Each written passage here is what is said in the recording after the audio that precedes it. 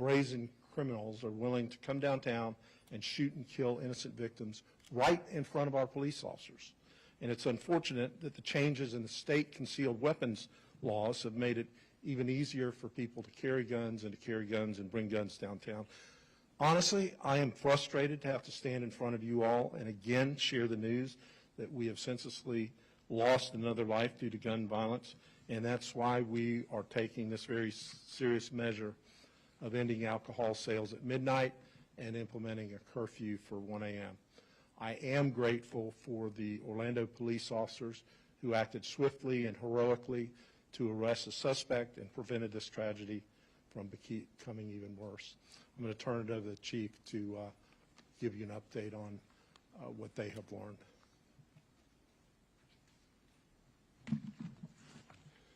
Good afternoon. I'm going to provide an update on this morning's shooting. 17-year-old Jalen Dwayne Edgar has been charged with 2 counts of first-degree murder with a firearm and 6 counts of attempted first-degree murder with a firearm. The 9 victims range from 18 to 39 years old with various injuries. 2 victims were shot in the leg, 1 victim was shot in the foot, 1 victim was shot in the hand, 1 victim was grazed by a bullet to the head, 1 victim sustained a gunshot wound to the upper back, 1 victim was trampled as the crowd dispersed, and as previously reported, 2 victims are deceased. In the last 6 months, the Orlando Police Department's proactive efforts have resulted in the seizure of 151 crime guns in downtown Orlando and 309 guns over the past year. This morning's shooting marks the 18th and 19th homicide of 2024. At this time last year, there have been 34 homicides. In response to last night's shooting and to prevent retaliations, we are increasing the downtown detail this weekend. Thank you, and we'll now take questions. No, we don't have that right now. It's still part of our investigation.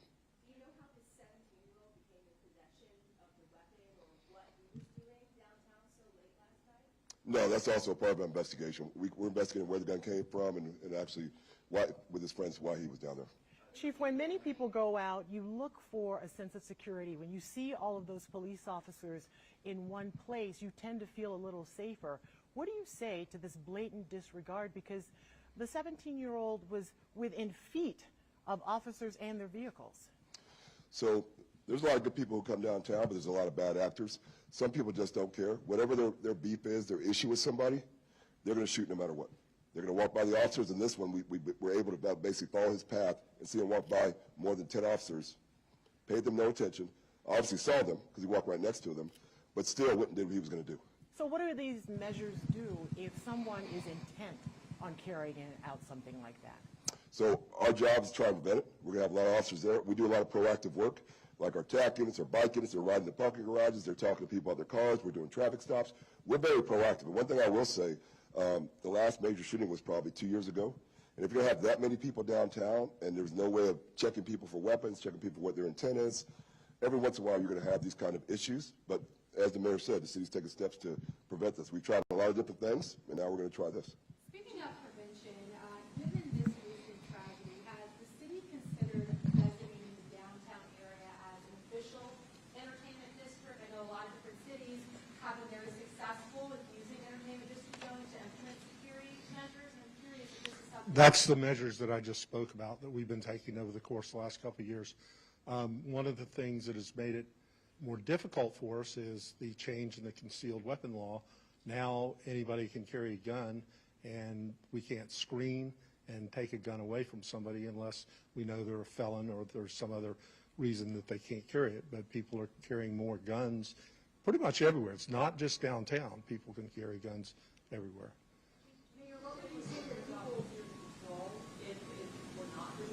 Hold on. Could you start over?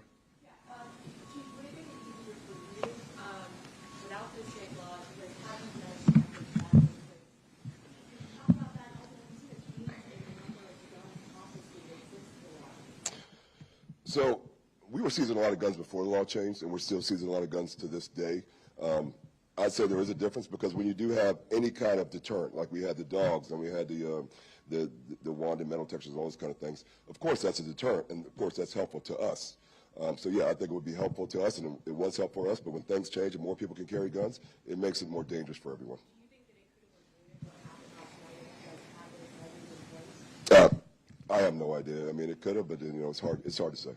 Mayor, what would you say to people who might be nervous to go downtown now, especially with all the efforts to make downtown more family friendly, and then to have something like this happen? So we're going to take new measures. We're taking them today. We're going to stop serving alcohol at midnight and have a curfew. Our number one goal, as I said at the very beginning of this press conference, is to have a safe downtown, a safe city, and a safe community. And I will say, to the chief's point, we don't know how many of these we've stopped over the course of some number of years. When the one happens, we're standing here today discussing it, but for all we know of the 100 and some odd guns that the chief's police officers have taken away, maybe that stopped 10 other random acts from happening because they were able to detect the bad guy and take the gun away from him. Mayor, how long do you envision these local state emergency? How long do you see this curfew as a So under my emergency powers, I can do it for 7 days. So we will consider what the next step is during the course of the next week. In this case, this was a 17-year-old out that late. Your message to parents, I mean, someone that young, to be out that crowd on Halloween, and would you consider maybe a longer-term, curfew? Well, any message to a parent would be, don't let your children carry guns and go downtown. It's unfortunate, but we do know that, from what the chief has told me, that his purpose was to be there and do what he did, whether it was a random individual or whether it was a known individual. He did not frequent any of the bars downtown. He came, walked from his car, and did what he did. So he was there to do that. But certainly, to any parent, do what a parent should do. Mayor, you talked about the businesses that would be impacted. Have you started reaching out to those who are directly as well as indirectly? This afternoon, all of the owners of businesses that would be impacted had the opportunity to be briefed on that.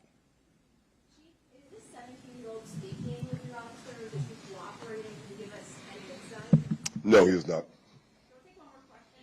Do you have any sense of, with the change of state law, is there something specifically in there, I guess, that is the training you were doing, or is it just simply you can legally carry a firearm?